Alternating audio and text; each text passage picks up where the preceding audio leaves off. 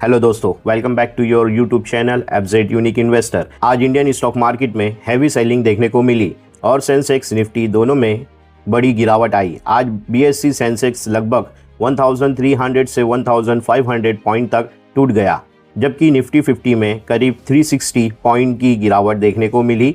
Market में panic selling का माहौल था, लगभग हर सेक्टर रेड जोन में ट्रेड करता दिखा। इस गिरावट के पीछे सबसे बड़ा रीजन ग्लोबल टेंशन था।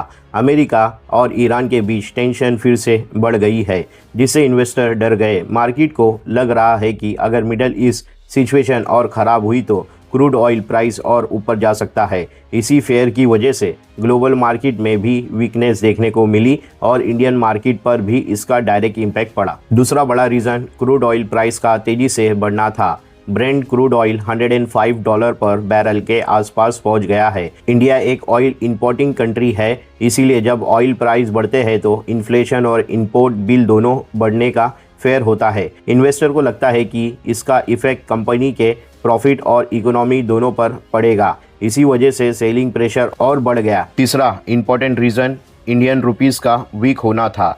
आज रुपी डॉलर के अगेंस्ट रिकॉर्ड लो लेवल पर पहुंच गया। वीक रुपीस का मतलब है इंपोर्ट और महंगा हो जाएगा और फॉरेन इन्वेस्टर का कॉन्फिडेंस कम हो जाता है। इसी वजह से फॉरेन इंस्टीट्यूशन इन्वेस्टर यानी एफआईआई ने इंडिया मार्केट में हैवी सेलिंग की और मार्केट और नीचे चले गया। आईटी सेक्टर में भी आज बहुत ज़्यादा प्रेशर देखने को मिला। इन्फोसिस, टीसीएस, विप्रो और एचसीएल टेक जैसे बड़े आईटी स्टॉक में स्ट्रॉन्ग सेलिंग हुई। रिपोर्ट के मुताबिक एआई कंपटीशन और वीक ग्लोबल डिमांड की वजह से इन्वेस्टर आईटी सेक्टर को लेकर कुशंस हो गया है। निफ्टी आईटी इंडेक्स में भी शार्प फॉल देखने को मिला, जिसने ओवरऑल मार्केट सेंटीमेंट को और वीक कर दिया। ग्लोबल मार्केट सेंटीमेंट भी नेगेटिव रहा। एशिया मार्केट और यूएस फ्यूचर दोनों प्रेशर में था।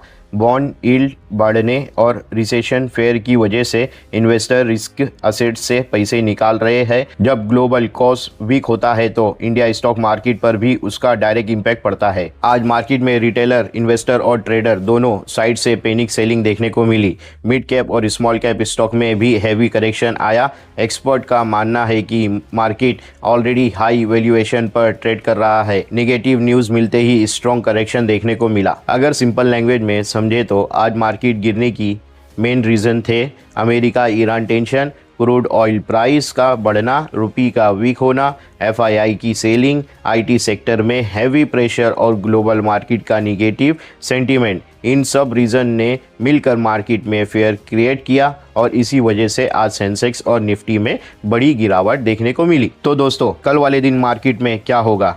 मार्केट नीचे जाएगा या ऊपर? नीचे कमेंट में ज़रूर बताएं और इसी तरह की न्यूज़ पाने के लिए हमारे चैनल एफजेड यूनिक इन्वेस्टर को सब्सक्राइब और सपोर्ट करें। Thank you for watching.